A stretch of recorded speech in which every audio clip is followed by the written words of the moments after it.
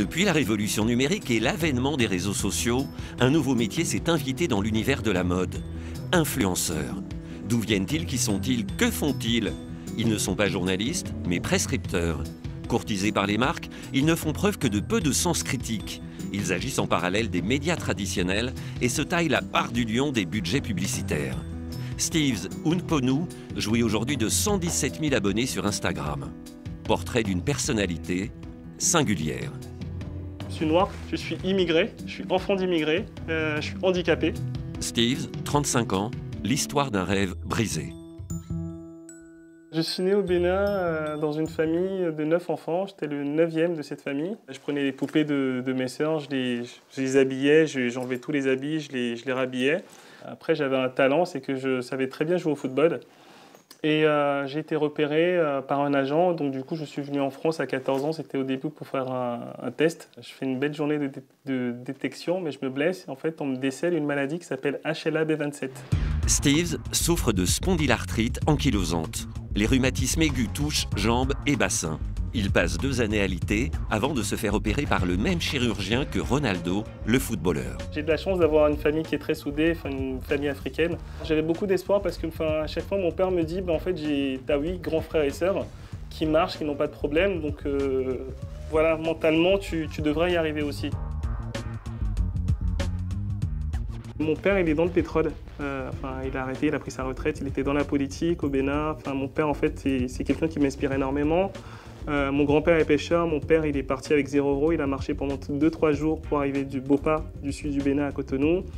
Et ma mère, elle était couturière. Ensuite, elle a vendu du riz sur le marché. Ma mère, elle est dans l'import-export de tissus. En fait, elle vend les tissus wax au Bénin. La mère de Steves était une femme puissante, une Nana Benz. Ces femmes étaient surnommées ainsi car elles avaient fait fortune dans le commerce des tissus wax et roulaient en berline allemande.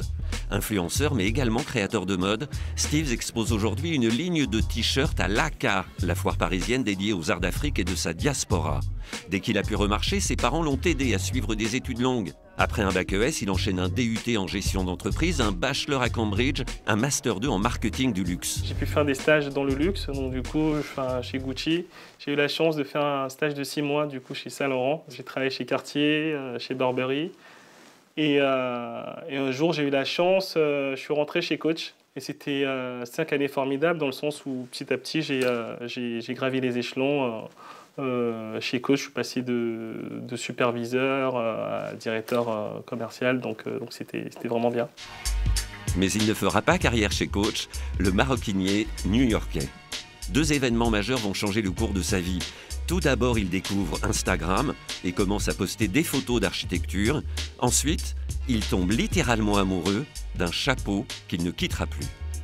Même si j'ai réussi à marcher, je m'enfermais dans le travail, mais je manquais énormément de confiance en moi. J'étais très timide et je sors et il y a une jeune fille qui me regarde, qui me fait un clin d'œil. La première fois que ça m'arrivait, donc j'étais un peu déboussolé, je rigole et je continue. C'était réussi parce que l'attention était portée plus sur mon chapeau que sur la partie basse, parce qu'il peut arriver que je boite des fois à cause de cette maladie. Et en fait, un jour, je cherchais quelque chose dans un sac et j'ai mon ami qui me prend en photo. Et en fait, il me prend en photo et j'avais la tête baissée. À l'époque, j'avais 30-40 likes sur Instagram. Cette photo, elle a fait un gros buzz sur les réseaux sociaux. Tout le monde l'a liké, tout le monde a commenté. Et le lendemain, je reposte une photo de moi sans le chapeau. Gros bide. La photo, elle marche pas sur les réseaux sociaux. Donc, je me dis, écoute, je vais réessayer encore avec le chapeau. Je restais avec le chapeau et pareil, ça fonctionne. Et donc, du coup, je me suis dit, bon, voilà, ce chapeau, il a vraiment un truc. Steves passe la barre des 10 000 abonnés. Des marques commencent à le contacter pour qu'il promotionne leurs produits. En parallèle, il finalise sa ligne de t-shirts et de sacs Kaba, mais il travaille également au lancement de produits plus luxueux réalisés à partir de chutes de tissu wax. Pour moi, cette pochette, c'est vraiment moi. C'était le mélange entre moi, le Bénin, et moi, la France. C'est un mélange entre l'Afrique et l'Occident, avec tout est fait à Paris, entièrement fait à la main. La confection des pièces est réalisée dans un humble petit atelier parisien. Patronage, montage, broderie sur les t-shirts des phrases choc qu'il adore, tel « enfant d'immigrés ». C'est fabriqué en France, c'est fabriqué dans le cœur de Paris. On fait sur place, on a la proximité, on vient, on peut discuter. Voilà, on contrôle. On veut pas du tout le Made in China, peut-être Made in Europe, pourquoi pas, mais pas en Chine. On a un savoir-faire, on a une expertise en France et ça serait dommage de ne pas l'utiliser. Son rôle d'influenceur lui a également permis de développer une société de conseil aux entreprises et de coach personnel. Il estime pouvoir redonner confiance en soi en travaillant sur les expériences négatives. Pour ma part, oui, j'ai subi le racisme dans plusieurs sociétés. C'est vrai que dans la dernière société où j'étais, à un moment, je ne suis pas allé beaucoup plus haut parce que j'ai entendu une personne des ressources humaines dire on ne va pas mettre un noir quand même à la tête de l'Europe d'une entreprise de mode. Du coup, je passe dans le couloir, j'entends ce mot-là, je dis « Ah je suis là, j'ai entendu hein. ». Mais bon, c'est pas grave. Enfin, je la remercie aujourd'hui parce que du coup, si j'avais pas entendu ce message-là, j'aurais pas pu réaliser tout ça. Transformer les difficultés en avantages, qui plus est avec recul et une certaine dose d'humour, c'était l'histoire de Steve Ungponu, influenceur volubile, chef d'entreprise rayonnant.